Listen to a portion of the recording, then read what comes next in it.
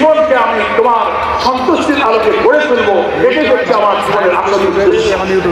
ইসলামের আন্দোলনে মেহেরপুরের কর্মীরা যারা বসে আছেন, চারিদিকে দাঁড়িয়ে আমার কথা শুনছেন, চারিদিকের ভবনে দাঁড়িয়ে আমার ভাইয়েরা অথবা মা বোনেরা হয়তো আমার কথা শুনছেন, আমার প্রথম কথা এটা থাকবে, এই শহীদদের সামনে রেখে আজকে প্রথম প্রতিজ্ঞা হবে, আল্লাহর দ্বীনের বিজয় ছাড়া দুনিয়ার কোন চাওয়া পাওয়া আমাদেরকে যদি স্পর্শ করতে না পারে। সবাই রাজি আছে?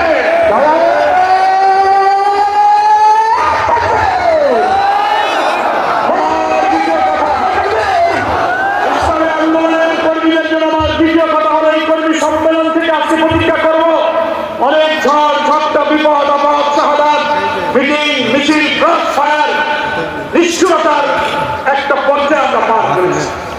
আমাদের বই পড়ার সুযোগ ছিল না, স্থিরভাবে ফজর নামাজ পড়তে পারিনি, তাহাজ্জুদের নামাজ, কিয়ামুল লাইল, নফল রোজা, কোরআন অধ্যয়ন, হাদিস অধ্যয়ন, আমার ব্যক্তিগত মানোন্নয়নের চেষ্টা আমরা করতে পারিনি। পালিয়ে পালিয়ে আজ এ বাড়ি, কাল ও বাড়ি, অমুক দিন মাঠে, অমুক দিন বাগানে, অমুক দিন আত্মীয় বাড়ি, কাপড় নাই, লুঙ্গি নাই, বই নাই, খাওয়া নাই, এইভাবেই জালিমের যুগ আমরা পার করেছি।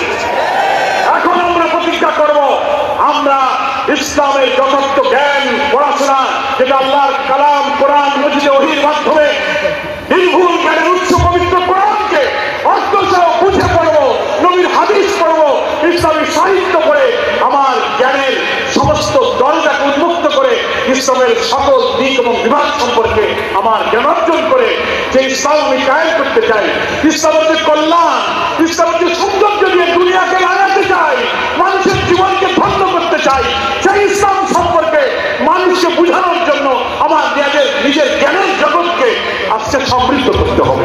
কি বলেন? ঠিক কিছু না, তার অর্থ হলো পড়াশোনা। তার অর্থ কি বলেন? পড়াশোনা। প্রতিদিন সকালে কোরআন অর্থসহ বুঝে পড়া, দু চারটা হাদিস পড়া, ইসলামী বই কমপক্ষে 10 পৃষ্ঠা, তার বেশি হবে, কম হবে না। রিপোর্টটা রাখবো, মাসে আমার আয় করা টাকা থেকে কিছু আল্লাহ রাস্তায় দেবো, দাওয়াত বৈঠকের খবর পেলে বৈঠকে যাব, মানুষের দুঃখ কষ্ট সামাজিক কাজে লিপ্ত হব।